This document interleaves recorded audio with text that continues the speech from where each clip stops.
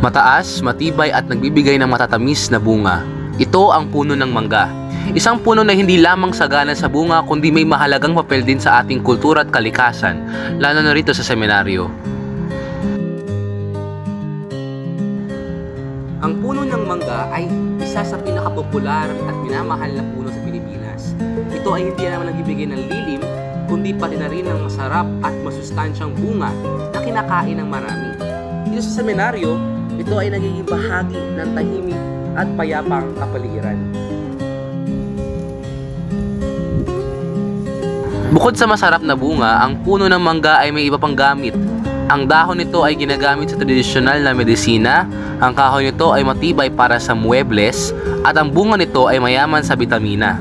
Dito sa seminaryo, ang puno ng mangga ay nagbibigay lilim at bunga na pinakikinabangan ng mga seminarista.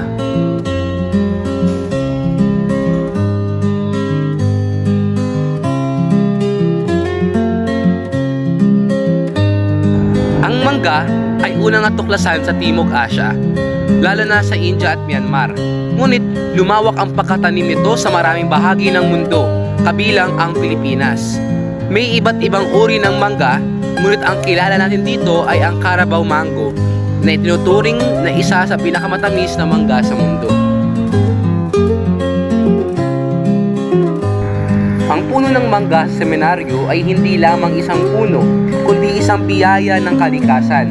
Sa kanyang matibay na katawan at masaganang bunga, ito ay sumasalamin sa kasaganahan at pagkapala na dapat nating pahalagahan at alagaan.